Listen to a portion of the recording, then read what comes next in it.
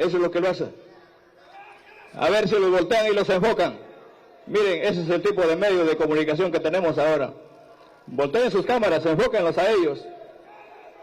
Que los enfoquen. A ver si los enfocan.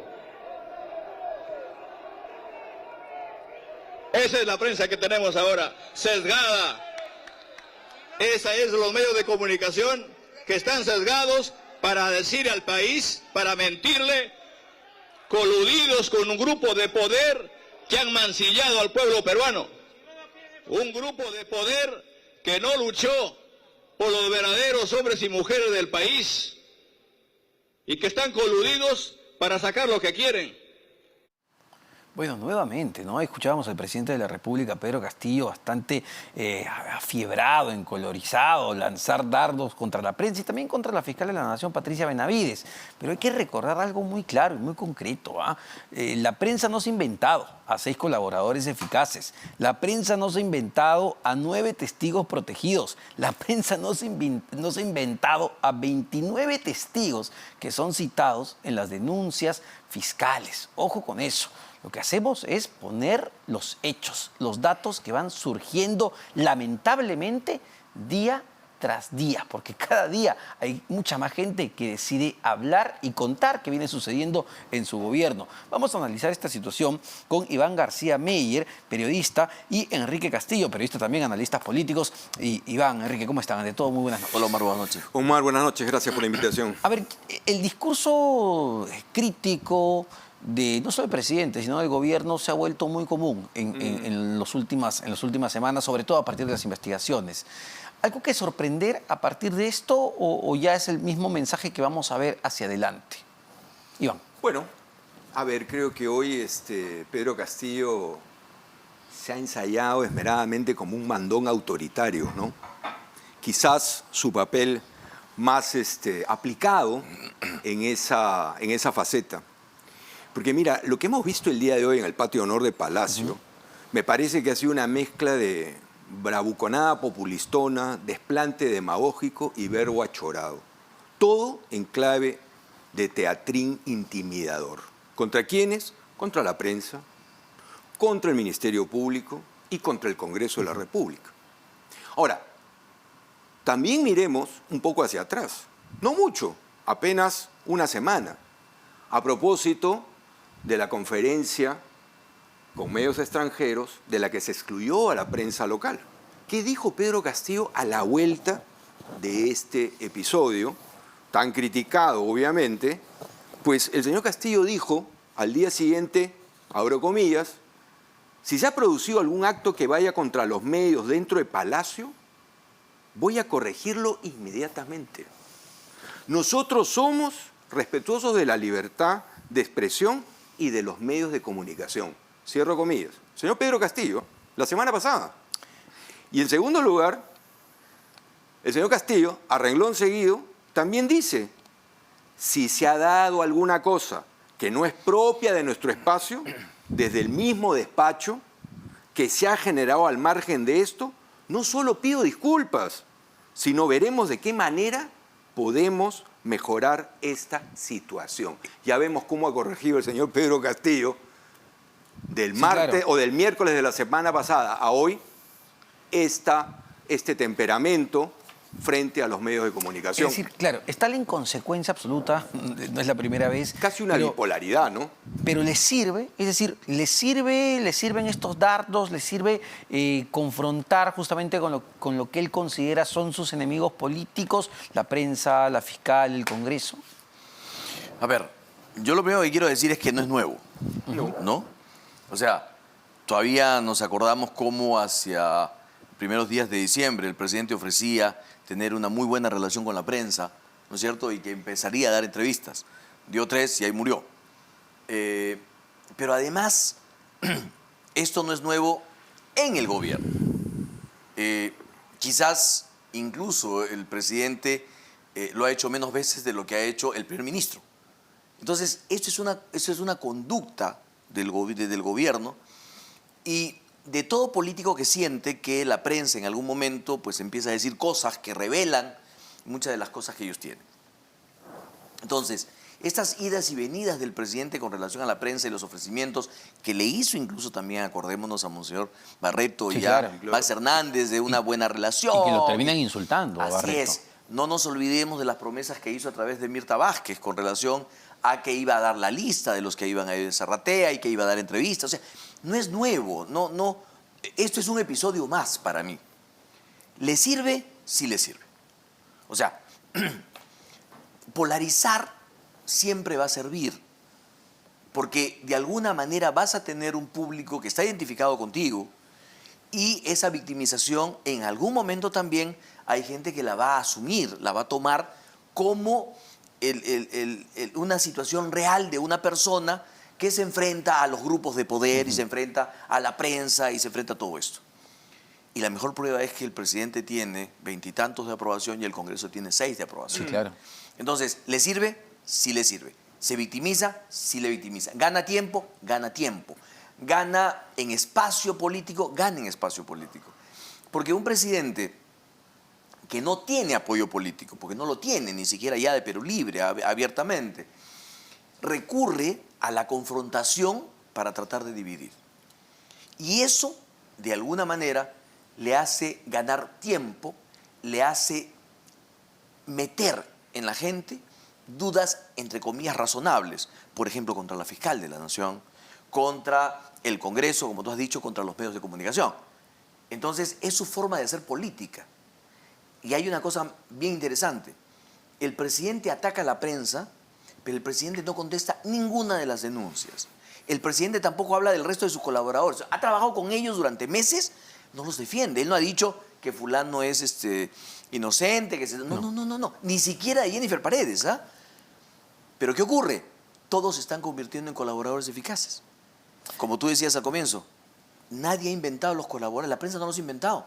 Lo que hace la prensa es levantarlo. Y ese es otro tema interesante, ¿no? Porque claro, también te refleja, si bien le sirve confrontar, le sirve para la popularidad, sin embargo, refleja un gobierno muy débil porque ni siquiera puede hacer que su gente más cercana termine aceptando o protegiéndolo una vez que es detenida, sino que de inmediato se convierten en traidores para él. La precariedad es profunda, constante, y como bien dijo la columna de Michael Reed en The Economist, es la inestabilidad estable. Y si bien, como dice Enrique, esto le sirve, digamos, como táctica política. Y temporalmente. ¿no? Y temporalmente o coyunturalmente, obviamente los alcances de este patrón, ¿no? Polarizante, binarista y el largo etcétera que se ha comentado a lo largo de todos estos meses, hay límites para sostener esto en el tiempo. Y me parece que Pedro Castillo en ese sentido está claramente acotado por sus enormes impericias políticas, ¿no? Por las descomunales incapacidades que demuestra para la gestión pública, ¿no? Y todo esto evidentemente se va acumulando, ¿no? Y si bien es cierto, hay estos escenarios como el que se improvisa el día de hoy para la bravuconada, la pechada, la demagogia, la polarización, evidentemente todo esto al final del día no es sino para una sobrevivencia política y no más que para eso. Ahora, ¿hasta cuándo y hasta dónde? Pues evidentemente creo que una denuncia como la que ha presentado la fiscal de la Nación, ¿no? Más allá de sus alcances y de su curso en el Congreso de la República, en cualesquiera de sus variantes, lo que tiene de importante políticamente, ¿no?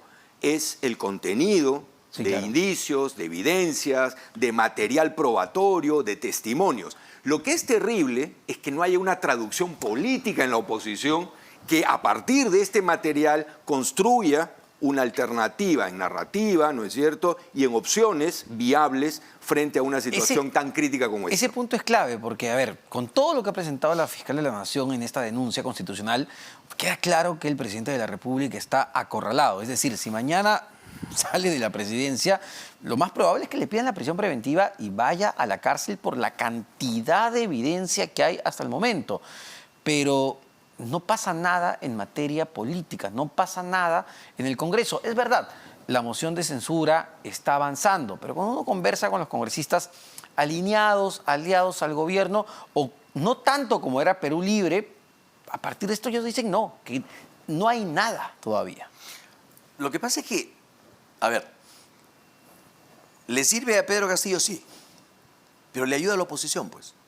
O sea, la cantidad de torpezas que comete la oposición ayudan también a Pedro Castillo a que la gente diga más de lo mismo, ¿no es cierto? O en verdad hay una campaña contra ellos. Porque, un poco lo que decía Iván, esta gente en el Congreso no es capaz de articular una coalición, vamos a llamarle vacadora ya.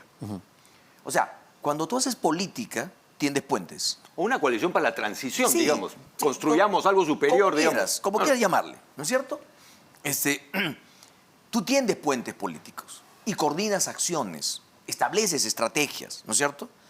Pero en este Congreso, desde el comienzo, y no hablo de ahora, de este año, hablo desde el año pasado, lo que prima es el protagonismo y el personalismo. Entonces yo presento una moción de vacancia, yo presento otra cosa, yo hago denuncia, yo también. La gente ve tantas denuncias que empieza a relativizar las denuncias. ¿No es Pierde cierto? fuerza. Ahora está corriendo una moción de vacancia, que las están anotando. Miren, yo he visto, por ejemplo, en los Twitter, ¿no? Una congresista que da una entrevista y dice, yo ya no estaba de acuerdo con la vacancia, ahora sí. Y sale otra congresista y le dice, te perdono. Sí. ¿No es cierto? Te perdono. No sé qué dice a continuación, pero, o sea, están tratando de encontrar un camino común, pero se boicotean entre ellos haciendo sorna o burla entre ellos mismos. ¿Qué clase de coalición vas a armar con esas acciones y esas actitudes? O aparecen pues todas las frases racistas, verdaderamente racistas, ¿no es cierto? O actitudes que la gente empieza a decir, sí, pues, lo odian a él por ser cholo, por ser aquí, por ser campesino. Entonces, si tienes a un presidente en la situación en la que está, tú has dicho bien, está acorralado. El problema no es que esté acorralado, el problema es hasta cuándo. ¿Los 5 años acorralado? ¿O esto va a durar lo que dure el proceso de la denuncia? Y ahí entonces los mismos congresistas son incapaces, por ejemplo, de saber la diferencia entre una denuncia constitucional y una acusación constitucional. Sí, claro. ¿No es cierto? Entonces, no hay ni capacidad articular, ni capacidad de armar una estrategia, ni capacidad de armar una coalición, ni capacidad docente para decirle a la población cuáles son tus objetivos y qué es lo que vas a hacer. Y es llamativo, porque es verdad, con toda la torpeza que puede tener el gobierno en gestión pública, y lo está demostrando, ha sido mucho más hábil que esta oposición al buscar los votos que necesita para evitar su vacancia, para permanecer en el gobierno. Bueno, el costo puede ser alto, pero continúa ahí y tiene a bancadas muy fieles con él, al menos para el tema de la vacancia. Incluso con una fractura tan grande y tan estrepitosa como la que sufrió Perú Libre Así es. meses atrás. Así es. Aún así, el bloque de izquierda, oficialista u oficioso, fraccionado ahora en 5 bancadas, se mantiene de una u otra manera fiel en la defensa de la administración de Pedro Castillo respecto de cualquier intento, ¿no?, desde la oposición por ponerle, digamos, término a través de alguna de las válvulas o de las rutas constitucionales, ¿no? Ahora, ¿qué viene? Creo que es la pregunta que todos en el país están haciendo. ¿Y cuándo? ¿Y cuándo? Porque, a ver, lo que tenemos desde la semana pasada es realmente un geyser, ¿no?, de evidencias y de indicios y de testimonios que afloran todos los días con más detalles, con más precisiones, ¿no?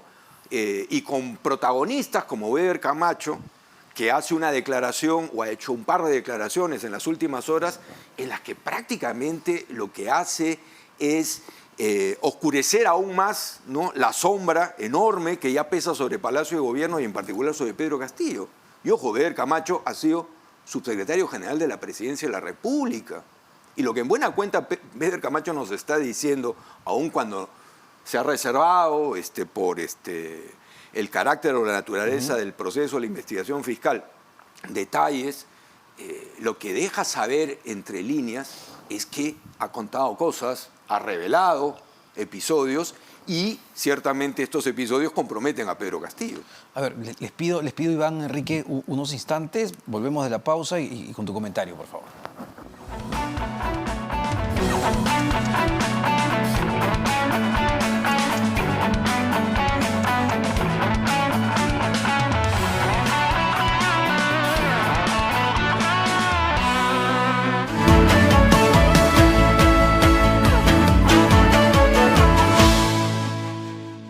Luis, en enero ibas a aprender inglés, pero estás mandando cadenas de WhatsApp. ¿Ya eres bilingüe?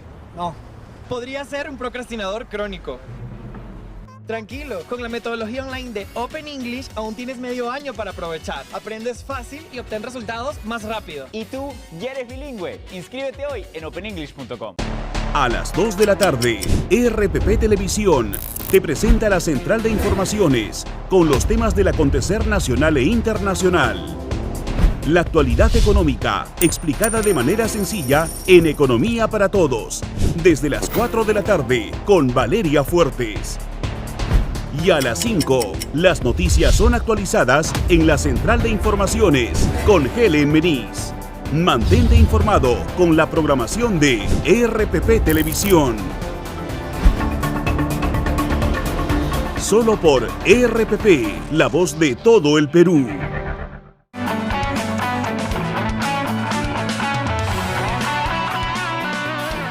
Bueno, estamos en un panel de análisis con Iván García Meyer, periodista, y Enrique Castillo, también periodista, pero les pido unos instantes, vamos a conectarnos con Carlos Mesías, expresidente del Tribunal Constitucional, para un tema muy puntual y muy importante. Doctor Mesías, ante todo, muy buenas noches. Y es este pedido de interpretación que hace el presidente del Congreso, William Zapata, al Tribunal Constitucional para que se diga cómo interpretar el famoso artículo 117 que limita las causales por las cuales se puede acusar al presidente de la República.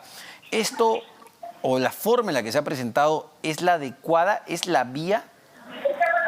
Buenas noches, ¿cómo estás, Omar? Gracias por la invitación. Bueno, en primer lugar, hay que tener en cuenta que el Tribunal Constitucional no es un órgano de consulta, es una institución de cierre de la interpretación de la Constitución, pero en el ejercicio de una función, que es la función jurisdiccional, que es la capacidad para declarar el derecho, y en este caso el derecho competencial. Tengo entendido, por lo que he estado averiguando en el transcurso del día, es que el Congreso ha presentado un proceso competencial para que el tribunal declare que el Poder Judicial no puede interferir en algunas competencias que son exclusivas del Congreso, como es la elección de los magistrados del tribunal, y también en la aprobación de leyes que han sido detenidas por amparos, y también la elección del defensor del pueblo. Esta demanda ha sido presentada el día lunes, pero parece ser que el día de hoy se ha tomado la decisión de ampliar la demanda a fin de preguntarle al Tribunal Constitucional, o sea, para que el tribunal se pronuncie jurisdiccionalmente si es que tiene competencia para poder, entiendo yo, acusar al presidente de la República o autorizar a la fiscal de la Nación para que ésta prosiga con las investigaciones más allá de la investigación preliminar, o sea, pasar a la fase de la investigación preparatoria. Consulta no puede ser. Ampliación de la demanda, tal vez. El Tribunal Constitucional verá si este pedido del Congreso es procedente o no. Y sobre el fondo, solo para terminar, doctor, sobre el fondo del asunto, lo que pide la fiscal, la fiscal de la Nación, Patricia Benavides, ¿es viable? Es decir, interpretar el 117 de una manera amplia y leyendo convenios internacionales en materia de corrupción. ¿Este sería el camino adecuado? ¿Sería el camino constitucional? A mí, en lo personal, me da la impresión que no. Yo lo que creo es que la única posibilidad que tiene el Congreso es de evaluar si es que las pruebas que ha alcanzado la fiscal de la Nación son tan evidentes. Se trata de una, digamos, una conducta sistemática, orgánica, que incluye no solo a él, sino a sus familiares y allegados, que le forman juicio al Parlamento en el sentido de que el presidente ha caído en una incapacidad moral. Creo que solo ese es el único camino, los 87 votos. En el Congreso sé que se están barajando otras, como puede ser la suspensión en el ejercicio del cargo, y quizás eso es lo que quiera preguntar el Parlamento al Tribunal Constitucional, pero lo veo un poco complicado, ¿no? Muchísimas gracias, doctor Carlos Mejía, expresidente del Tribunal Constitucional, sobre estos temas, pues que caen en la, nuevamente, interpretación, que es lo complicado para sacar a un presidente de la República. Enrique, te dejé con una idea. Sí, lo que pasa es que, justamente lo que decía Iván, estamos pues en la punta de un iceberg, ¿no es cierto? Pero hemos vivido de varios icebergs durante todo este tiempo, ¿no es cierto? El primero fue Zarratea y el descubrimiento de las reuniones ahí. Nunca hemos tenido en la historia del Perú un gobierno que en tan poco tiempo ha acumulado tal cantidad de hechos, sospechas, denuncias y colaboradores eficaces que ahora están hablando. Es decir, las evidencias para muchos son detonantes, ¿no es cierto? Sin embargo, también hay que decir una cosa.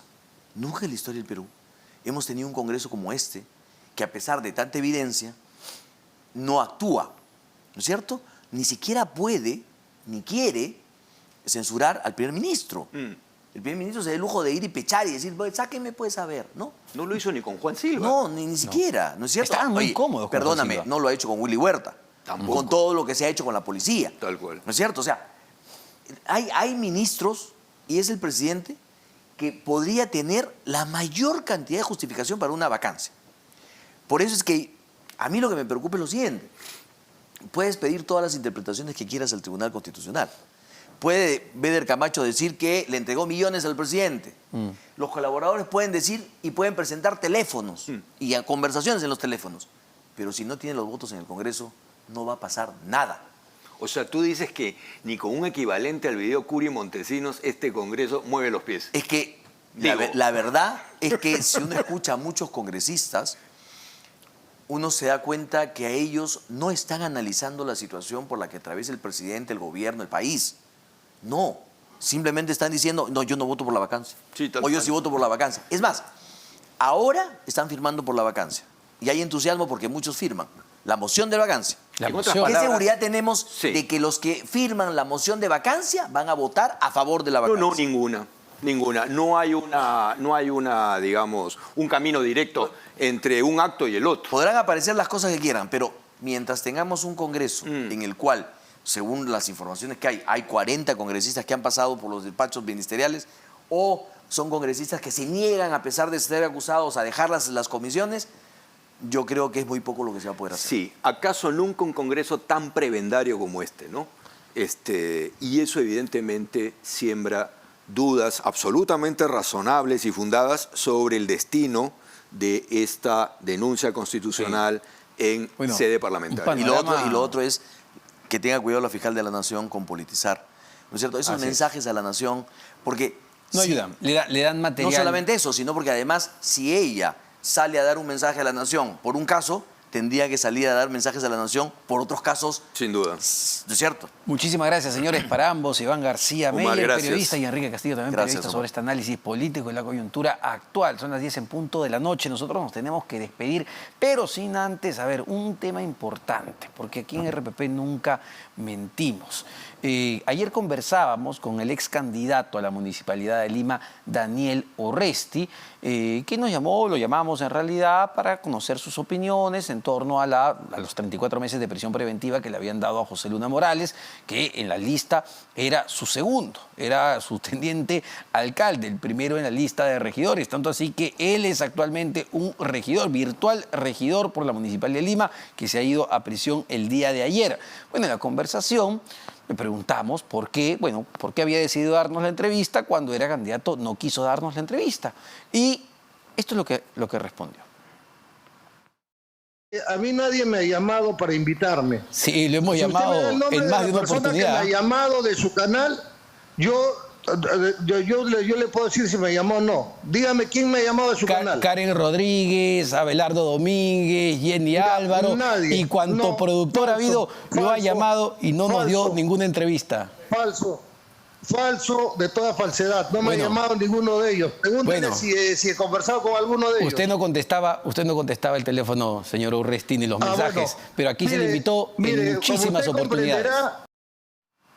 Bueno, ahí estaba, ¿no? Decía falso de toda falsedad, decía Daniel Urresti. Pero bueno, para mentir, pues, y comer pescado, como se dicen, hay que tener cuidado porque nosotros tenemos evidencia de las innumerables veces que nos comunicamos con Daniel Urresti. Y ahí están justamente los chats de, en principio, la producción de Todo Se Sabe, nuestra productora Karen Rodríguez, que como pueden ver, textos enormes donde les pedía, por favor, señor Daniel Urresti, venga al programa, señor Urresti, queremos conversar con usted, señor Urresti, queremos conocer sus propuestas. La dejó siempre en visto, como pueden ver los que utilizan WhatsApp, con el doble check en azul. Ese es el número de Daniel Urresti. Ahí está, nuevamente, otro chat donde se le pide, por favor, señor Urresti, espero esté muy bien, le escribe Karen Rodríguez de RPP, queremos invitarlo, por favor, de ser posible. Nunca contestó el WhatsApp, nunca contestó. Y además se le llamó innumerables veces. Ahí está otro también de la producción de Las Cosas Como Son, que conduce nuestro compañero amigo Fernando Carvalho. También se le invitó en muchísimas oportunidades y, bueno, simplemente no quiso. Simplemente no quiso. Tenemos uno más, a ver, de Abelardo Domínguez, el productor de Ampliación de Noticias. También le pidió, don Daniel, buenos días, ¿qué tal? Si nos puede acompañar aquí en Ampliación de Noticias. Le mandó una respuesta, no puedo, pero se le invitó. Aquí en RPP se le invitó, en radio, en televisión, en web, se le invitó. Y francamente no me cabe ninguna duda de que en otros medios de comunicación también se le invitó. Así que, en principio, Daniel Urresti miente cuando dice que la prensa, o al menos RPP, no lo invitó. Y bueno, debería dejar de culpar pues, a los medios de comunicación por su fracaso como candidato a la alcaldía de Lima. Son las 10:04 de la noche, tenemos que despedirnos. Nos reencontramos, señor, señora, el día de mañana, minutos antes de las 8:30 de la noche, porque al final, todo se sabe.